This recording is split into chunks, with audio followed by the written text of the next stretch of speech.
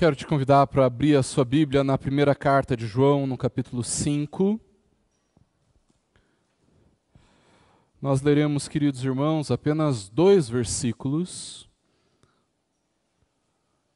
Os versículos 16 e 17. Primeira carta de João, capítulo 5, versículos 16 e 17. Onde a palavra do Senhor, 1 João, capítulo 5, versículos 16 e 17, o Senhor nos diz assim: se alguém vê o seu irmão cometer pecado que não leva à morte, pedirá, e Deus dará vida a esse irmão. Isso aos que cometem pecados que não levam à morte. Há pecado que leva à morte. E por esse não digo que se deva pedir. Toda injustiça é pecado.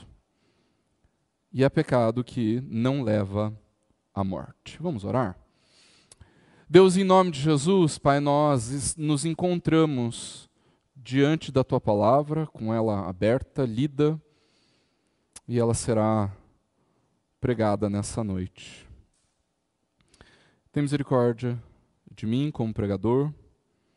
Tem misericórdia dos meus irmãos, mas que em tudo, Deus, o Senhor seja glorificado pela verdade.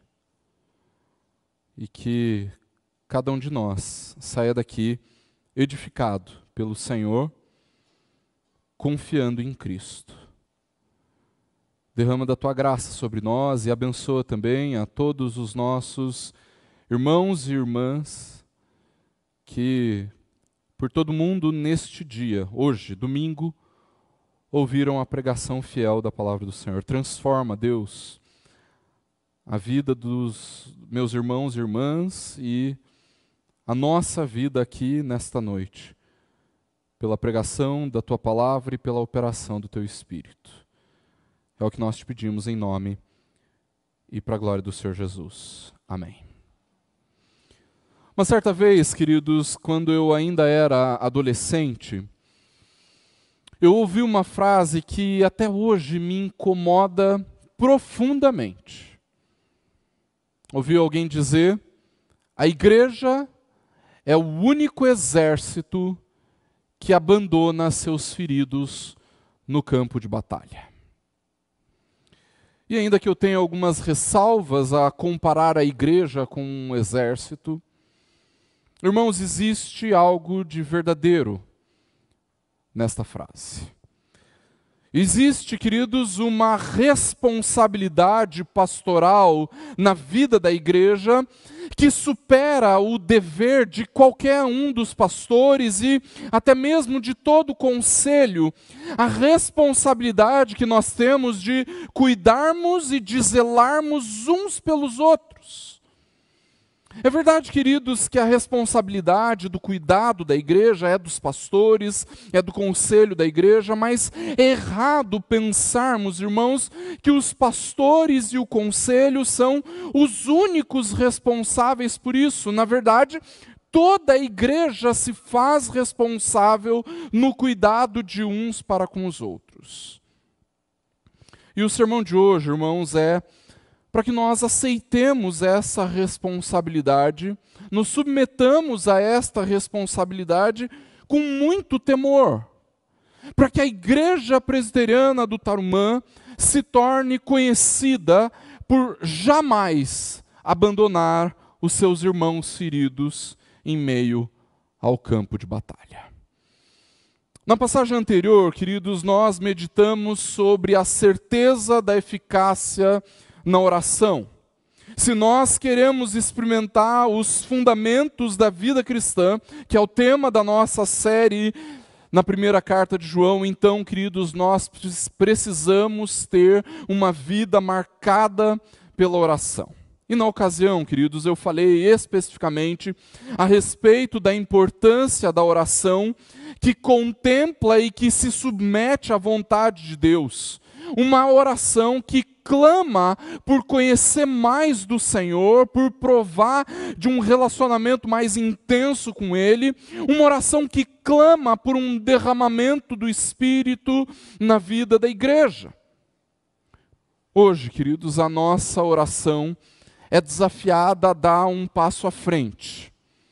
Nós somos desafiados a cuidar dos nossos irmãos através da oração.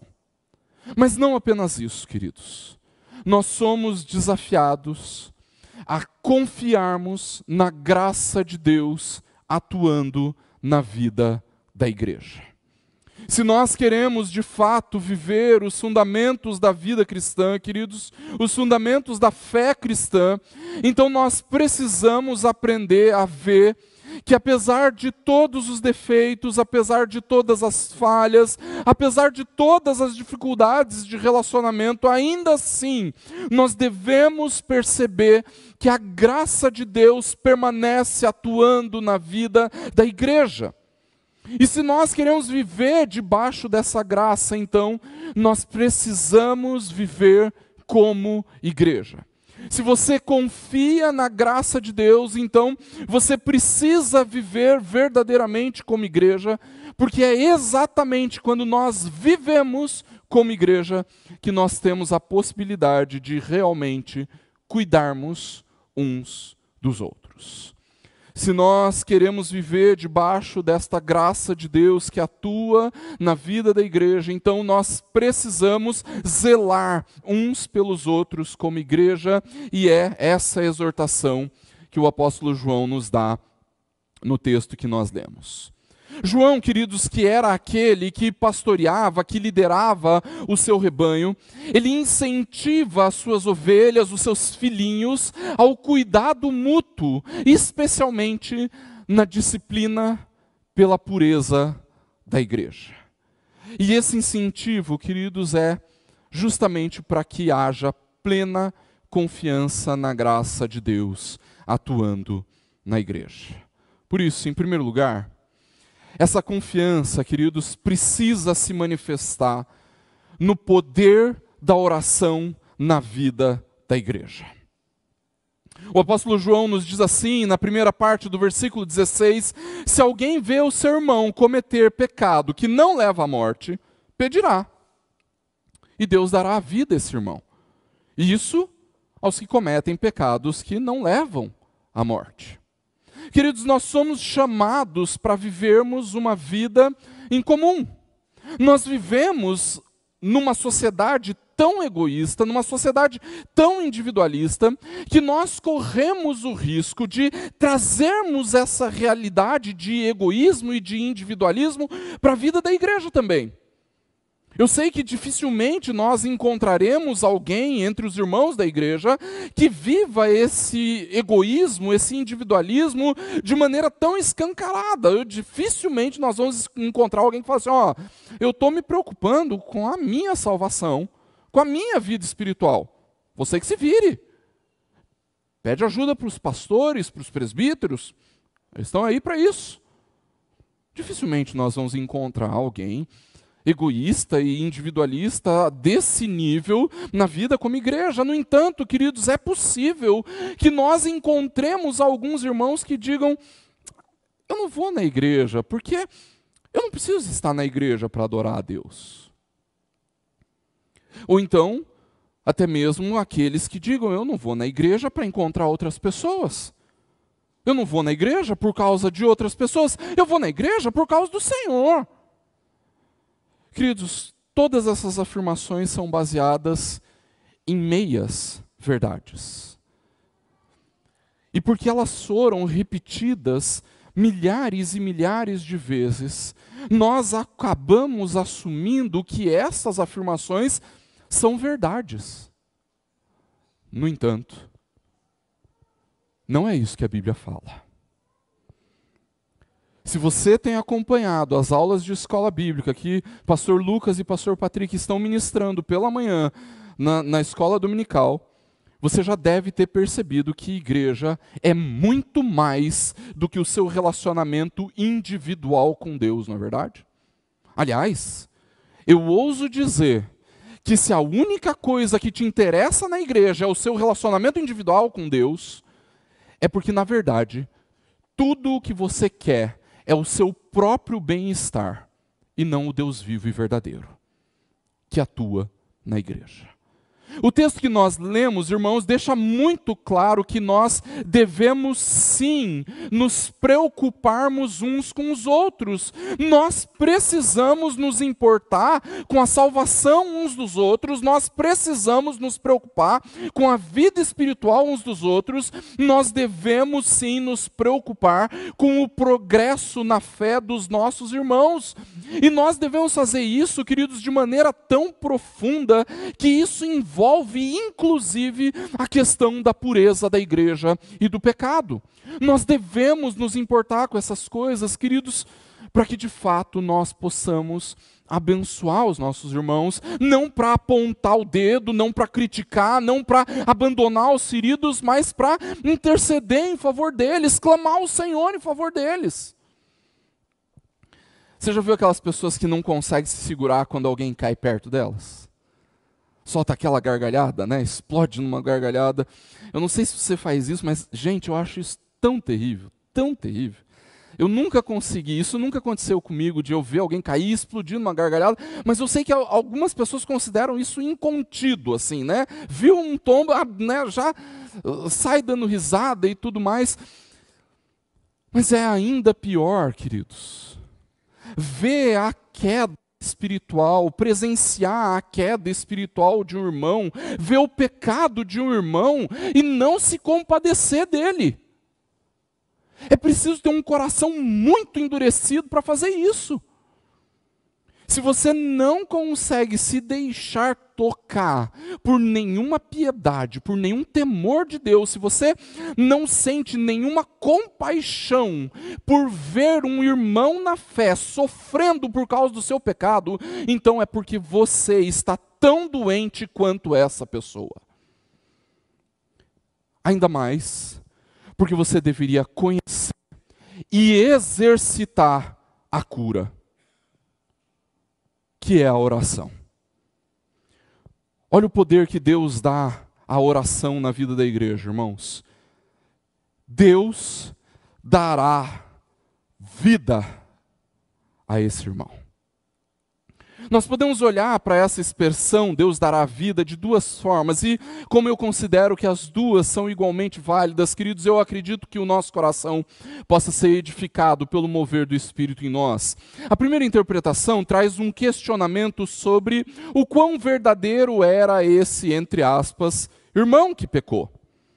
Não que seja impossível que um irmão, um cristão, um crente venha a pecar. Nós sabemos por experiência própria que é perfeitamente possível que nós mesmos podemos desagradar a Deus com a nossa maldade, com os nossos pensamentos, com as nossas motivações. Isso porque, queridos, um irmão que peca não pode perder a vida. O versículo 13 já nos garante: vocês que creem no nome do Filho de Deus têm a vida. Ou seja, mesmo que peque, o irmão que crê em Jesus tem a vida, ele não perde a vida. Por conta disso, queridos, nós podemos entender que este irmão, entre aspas, irmão, na verdade é alguém que frequentava a igreja, fazia parte da vida da igreja, vivia as coisas da igreja, estava presente à vida da igreja, mas ainda não tinha provado de uma nova vida em Cristo, ou seja, ainda não cria em Jesus como Senhor e Salvador da sua vida. Irmãos, sejamos honestos, existem pessoas que estão nessa circunstância na nossa igreja, pessoas que frequentam a igreja, que vivem a vida da igreja, mas que, no entanto, ainda não provaram de verdadeira conversão. A exortação que João nos dá a respeito destes é: ore por eles. Interceda por estes. Ore para que Deus conceda vida. Ore para que Deus conceda arrependimento e fé. Ore para que Deus opere nova vida nestes que frequentam a igreja, mas que ainda não se converteram. Aliás, queridos, um dos grandes sinais de avivamento é quando membros de igreja, aqueles que frequentam a igreja há anos, começam a se converter. E nós devemos orar por isso, irmãos. Por aqueles que não manifestam mudanças, por aqueles que não crescem na fé, por aqueles que permanecem estagnados na sua vida espiritual. Talvez o que eles precisam é de conversão, é de nova vida em Cristo. No entanto, existe uma segunda possibilidade de interpretação para esse texto, queridos. E é nessa segunda possibilidade que eu gostaria de focar com você. É muito provável que João estivesse falando de irmãos verdadeiros, crentes em Jesus, convertidos e que provaram do novo nascimento, mas que por deixarem de vigiar, caíram em pecado. Eles não perderam a salvação, eles não perderam a vida eterna, mas eles deixaram de desfrutar a vida plena e abundante com Deus por causa do seu pecado. Deixaram de experimentar das bênçãos que uma vida de comunhão com Deus nos traz. Essa interpretação é possível, queridos, porque a palavra dará vida, no versículo 16, também pode ser traduzida por nutrir a vida, suprir a vida, retornar a vida, ou seja, quando nós intercedemos por essa pessoa, Deus suprirá a vida, faria esse irmão retornar aos benefícios da vida plena com Jesus. Por isso a exortação de João à igreja é: ore por esse irmão, ore para que ele venha a provar da ação poderosa e graciosa de Deus atuando na vida da igreja. Eu disse antes, queridos, que as duas interpretações são válidas. Sabe por quê? Porque elas nos levam à mesma conclusão. A conclusão é: nós precisamos orar. Nós precisamos orar para que haja verdadeira conversão no meio da igreja. Nós precisamos orar para que haja verdadeiro arrependimento e que nossos irmãos tenham as suas vidas restauradas. Nós precisamos orar. Deus concede à igreja um poder tremendo, queridos, que é o poder da oração. Os grandes avivamentos da história da igreja começaram com homens e mulheres de oração. Os homens e mulheres de Deus no Antigo Testamento tinham as suas vidas marcadas pela oração. A igreja do Novo Testamento orava e via o poder de Deus intervindo. Eles oravam e Deus rompia as cadeias. Eles oravam e o lugar tremia. Deus concedeu um poder tão grande à oração na vida da igreja, queridos, que ao orarmos, Deus pode restaurar a vida daqueles que lutam com seus pecados. No entanto, queridos, nós não podemos ignorar uma triste realidade. Com toda certeza, você já viu ao longo dos seus dias como cristão, pessoas que saíram da igreja atirando, não viu?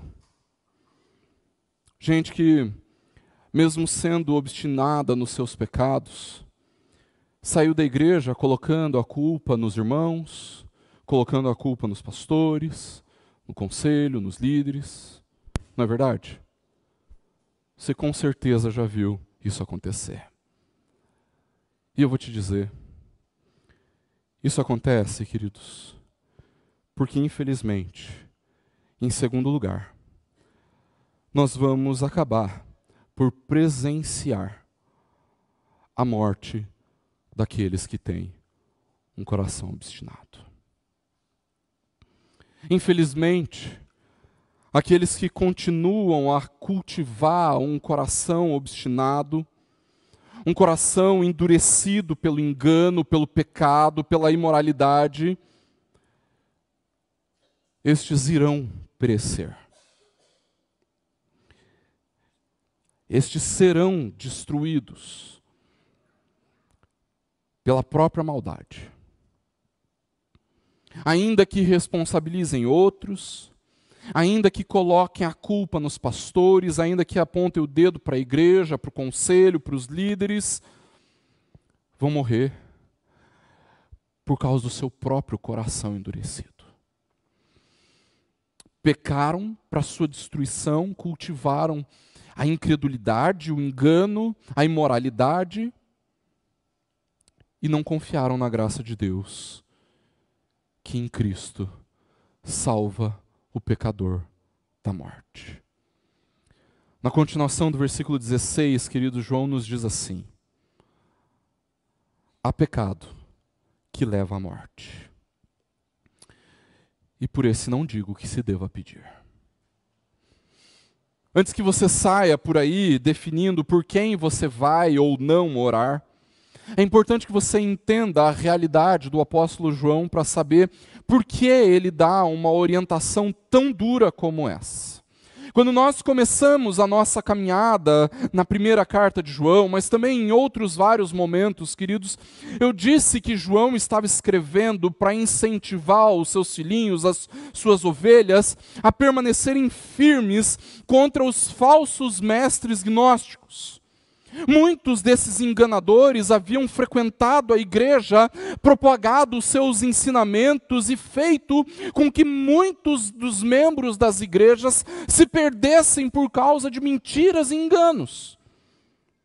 Além de negarem a divindade de Jesus, além de negarem a verdadeira vida espiritual, esses falsos mestres incentivavam os crentes a viverem uma vida completamente imoral, dizendo que aquilo que eles faziam com o corpo não tinha nenhum relacionamento com a alma, está tudo bem com a sua alma, independente dos pecados que você pratica no corpo. Mas é aí, queridos, que o apóstolo João então escreve para as suas ovelhas: ei, espera lá, Jesus é Deus. Nós precisamos construir a nossa vida em obediência a Jesus, porque esta é a verdadeira vida espiritual, a vida eterna. O que João está alertando aqui, queridos, o pecado que leva à morte é o pecado de um coração completamente obstinado, completamente endurecido, que tem como resultado a morte espiritual. João está falando, irmãos, sobre um tipo de crente que é muito comum nos nossos dias. Um crente que não aceita a correta doutrina sobre Cristo, sobre quem é Jesus. Um crente que distorce as Escrituras para criar um Jesus diferente daquele que a Bíblia ensina. Um crente que estabelece os seus próprios conceitos e padrões de moralidade, de certo e errado, os seus próprios conceitos de pecado. Um crente que está profundamente enganado a respeito da situação espiritual da sua alma. Um crente,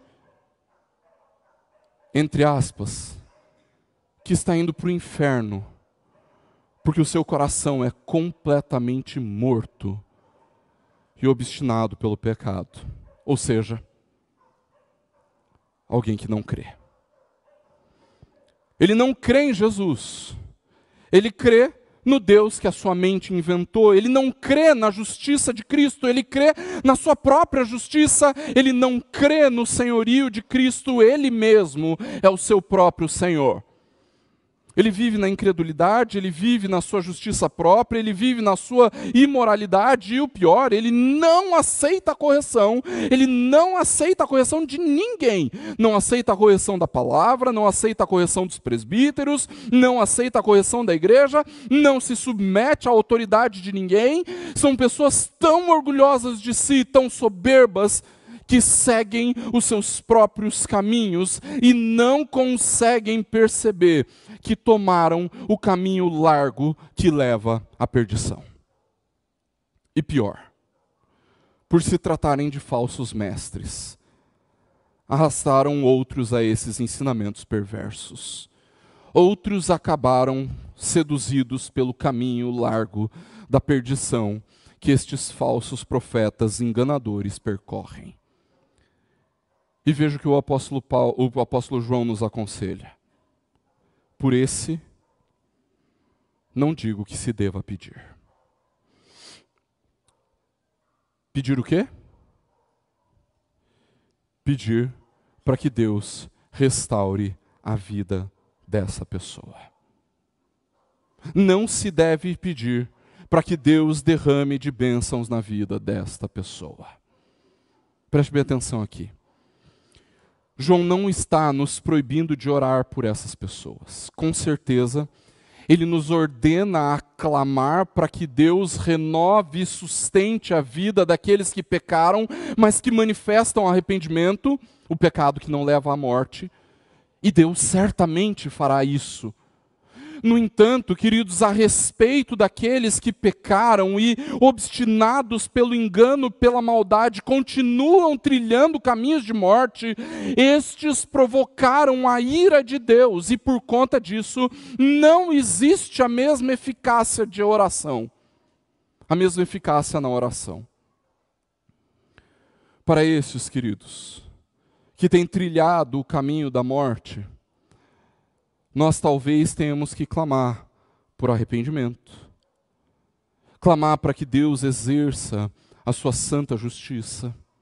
Clamar para que a verdade seja manifesta, revelando toda mentira e engano. Pedir para que Jesus, aquele que nos livra da morte, venha a encontrá-los. Mas nós não devemos pedir para que Deus lhe restaure a vida. Não devemos pedir para que essa pessoa experimente das bênçãos de uma vida plena e abundante com Cristo. Nós não devemos pedir para que Deus abençoe essa pessoa. Nós precisamos clamar para que a mão de Deus seja cada vez mais pesada sobre aqueles que trilham caminhos de morte.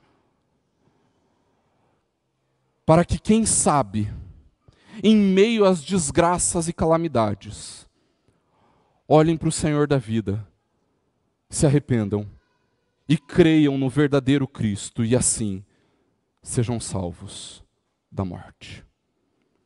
Quando nós olhamos para esse texto, irmãos, nós percebemos, preste atenção aqui, as crianças estão voltando, mas não desvia a sua atenção. Quando nós olhamos para esse texto, nós conseguimos perceber que o mesmo Deus justo, santo e reto do Antigo Testamento continua sendo o mesmo Deus justo, santo e reto no Novo Testamento. O mesmo Deus que diz para o profeta Jeremias, capítulo 7 e capítulo 14, não interceda por este povo, eles estão em um caminho de perdição. Esse é o mesmo Deus que diz à sua igreja, não adianta clamar para que eu traga a vida a estes que pecaram para a morte. Não peça para que eu abençoe a estes que têm trilhado um caminho da morte. E é esse Deus justo, santo e reto quem estabelece o seu juízo, queridos. Preste atenção, não somos nós. É o Senhor quem estabelece o seu juízo. Não somos nós que determinamos a vida ou a morte de alguém, porque só Deus pode fazer isso. Não somos nós que dizemos quem deve ter a vida restaurada ou não, é o Senhor. No entanto, você precisa saber, com dor e pesar, com lágrimas nos olhos, que existe gente com o coração tão obstinado, que está caminhando a passos largos da morte. Existe gente que abandonou deliberadamente e conscientemente a verdade. E esse pecado é sim um insulto contra Cristo. E por isso está caminhando em direção à morte. Mas pastor, e se eu cometer esse pecado? Pode descansar, meu irmão. Pode descansar, minha irmã. Porque se você é verdadeiramente cristão, se você crê em Jesus como Senhor e Salvador da sua vida, então você tem a sua vida eterna, você não vai cometer o pecado que leva para a morte. No entanto, não pense que o pecado que nós cometemos é menos abominável diante de Deus, porque em terceiro lugar, queridos, nós entendemos o poder da graça de Deus. ao entendermos a generalização da injustiça. Queridos, nós sempre deveríamos viver impactados com a graça de Deus. Afinal, o apóstolo João nos diz assim: toda injustiça é pecado. E há pecado que não leva à morte. Ué, pastor? Mas o apóstolo Paulo não diz que o salário do pecado é a morte? Como é que João vai nos dizer que existe pecado que não leva à morte? Queridos, todo pecado tem a morte como consequência. O apóstolo Paulo é muito claro, Romanos 6:23, o salário do pecado é a morte.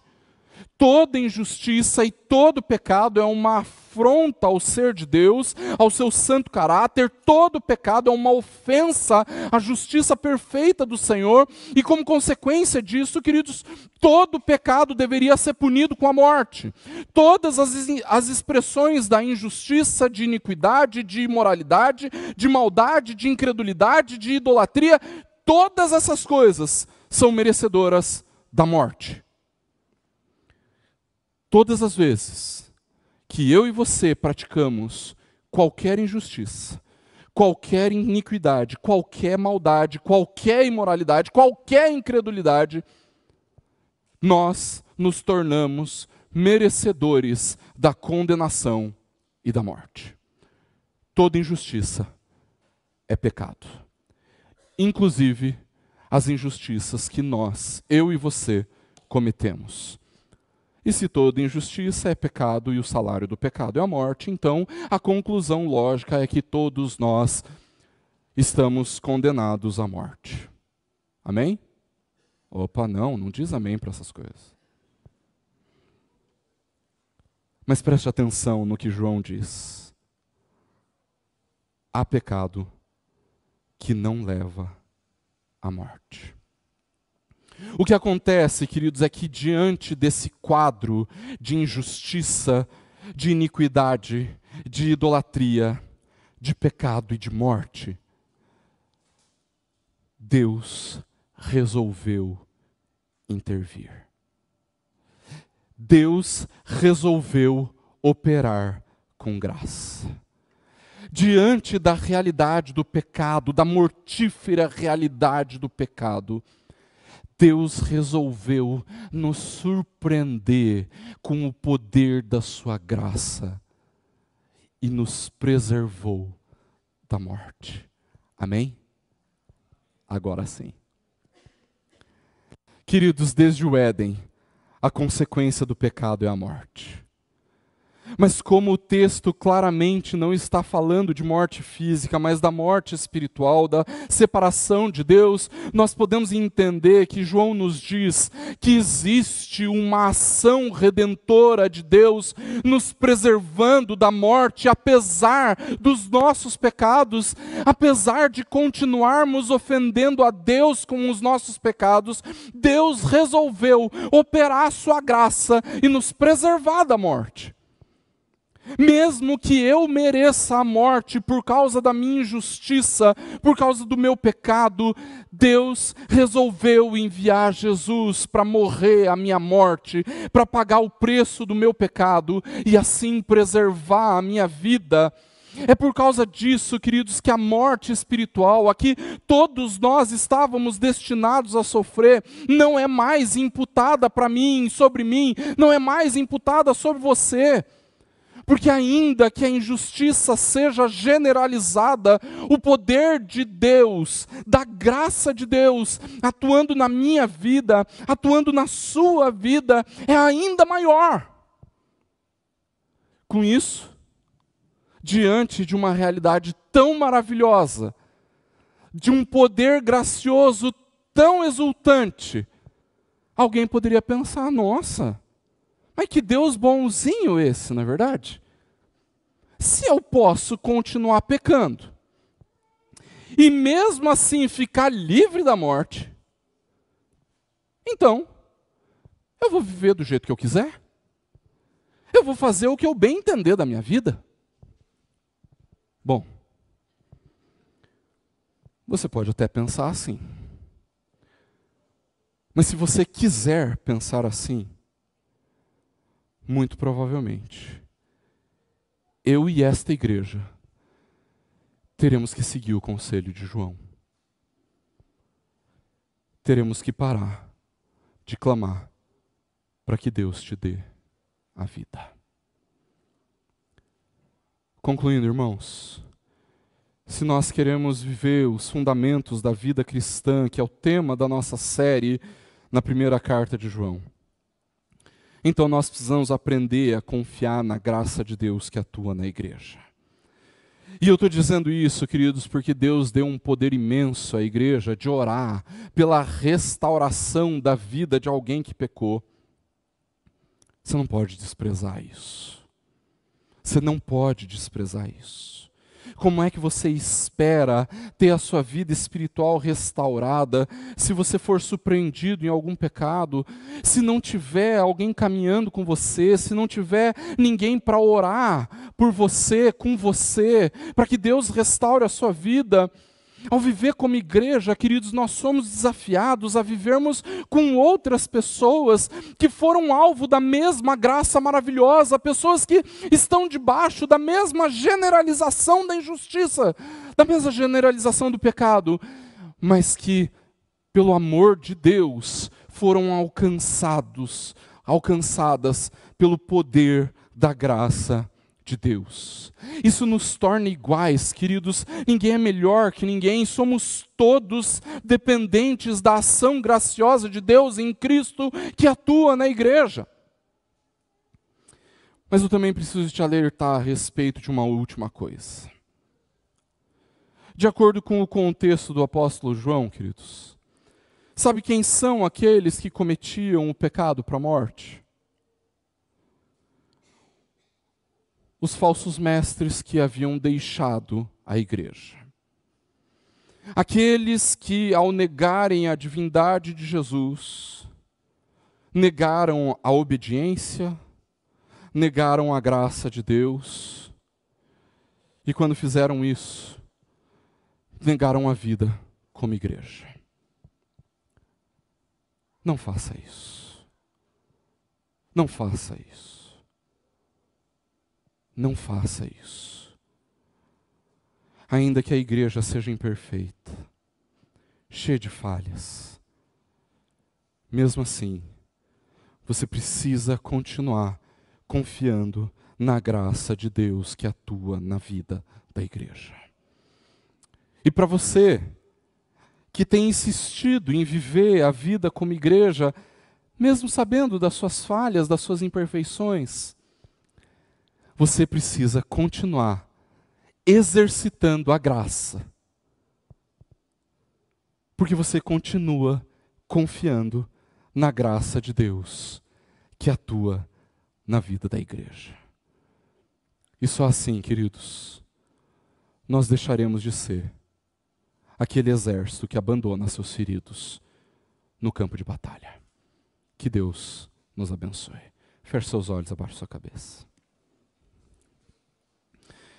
Deus, em nome de Jesus, Pai, nós te louvamos pela bondade do Senhor. Bondade paciente, bondade graciosa, bondade que nos leva a orarmos até mesmo por aqueles que têm vivido uma vida de pecado, mas que arrependidos, entristecidos pelo seu pecado, querem provar de vida novamente. Deus, que o Senhor opere na vida destes. Que o Senhor opere na nossa vida também, ó Deus, para que, quando cairmos, tenhamos irmãos que nos sustentem em oração. Mas, Deus, eu clamo também para que o Senhor nos dê a confiança e a autoridade da igreja, da pureza da igreja sem mácula, para que nós possamos clamar a justiça e o juízo de Deus sobre aqueles que têm pecado para a morte. Deus, que o Senhor nos guarde disso, que o Senhor nos livre disso, mas que em nome de Jesus, o Senhor pese a sua mão sobre aqueles que têm virado as costas para o Senhor e para a igreja. Que o Senhor pese a mão sobre eles, e que em meio às desgraças e calamidades, eles se arrependam e olhem para o Senhor da vida, o Senhor Jesus. Pai, opera em nós, nas nossas vidas, para que o tempo todo, Deus, nós venhamos a confiar efetivamente no poder da graça do Senhor que atua na igreja. Haja, ó Deus, sobre nós. É o que nós te pedimos, em nome e para a glória do Senhor Jesus. Amém.